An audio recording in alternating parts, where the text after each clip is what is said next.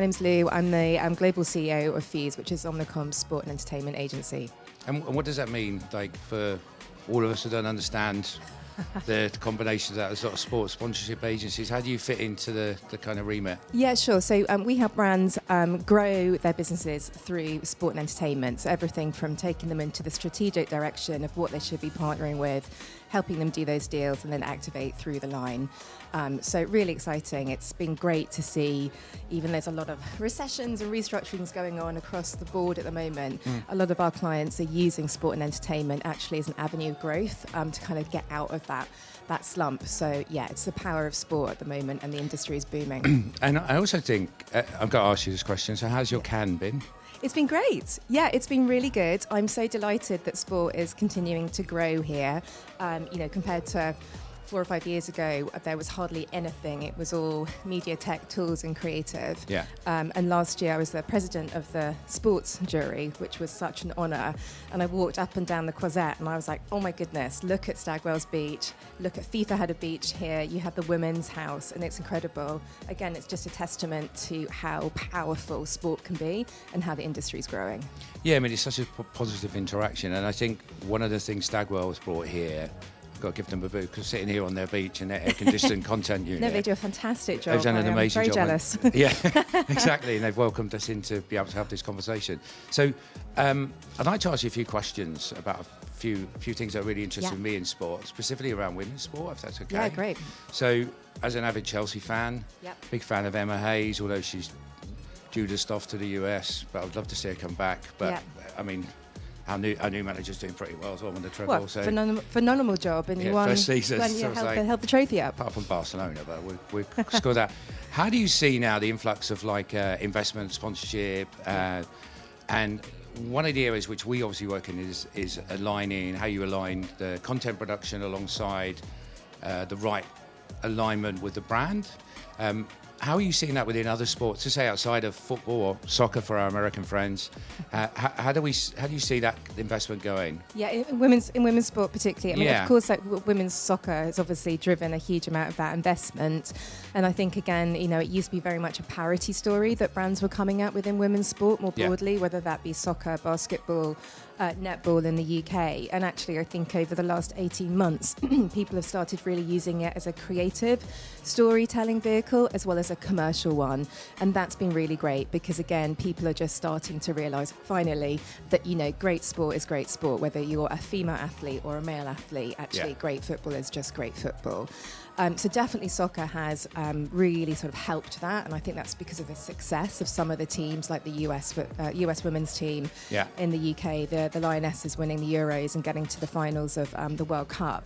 However, it is really moving across the board in the UK. Netball has a huge amount of success.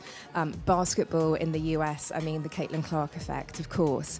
So I think, again, people are really using this as a way to be strategic and storytell. It's not just a tick box anymore. Yeah, exactly. I mean, we're seeing a lot of the development and investment from our side as we, where we work with YouTube, into how that content is developed and specifically around contextual. The other question I'd love to get your idea on is, so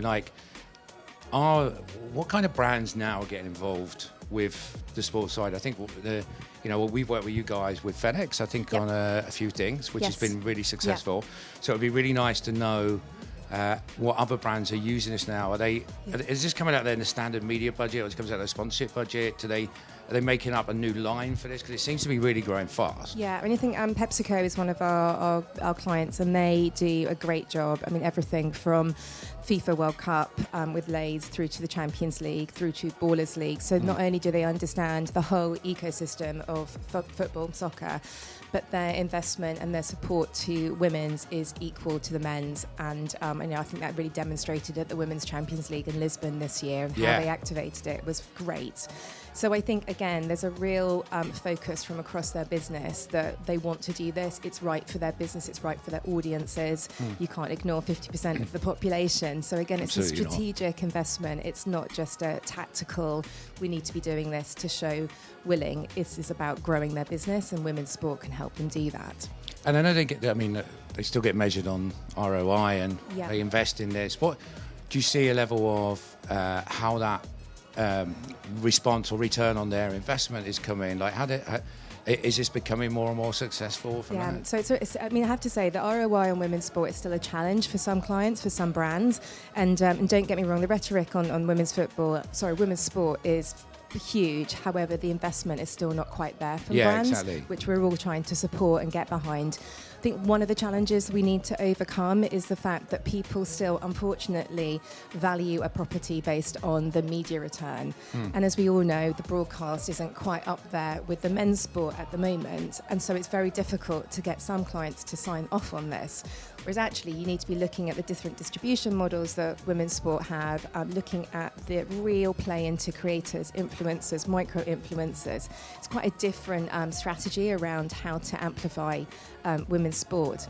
But that is changing. You know, look at the Women's Champions League, you know, Disney Plus are now the new official broadcaster, which is amazing. You know, not only does that put them onto the biggest entertainment platform, but shows that they have that caliber to be on that platform.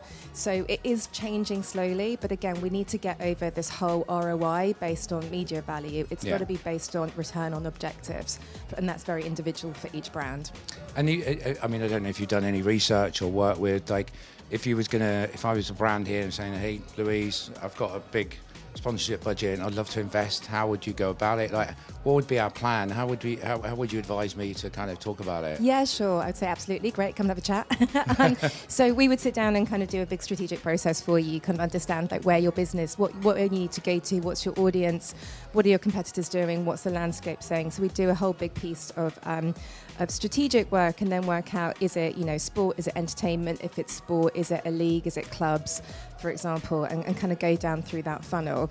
But I also think like the big change at the moment is around, it's not just big, you know, it used to be about brand and hospitality. It's so not like that anymore. It's around a real intersection between culture, commerce, and relative media and frequency. So I think we're spending a lot of time with clients understanding, yes, the long-term business objectives around brand and consideration, but actually the CFO wants to see those commercial returns. So a lot about how do you actually tap into, right, this sport property is great, but how am I actually selling stuff right now? So commerce is a real big focus on how we're doing that strategic process moving forward.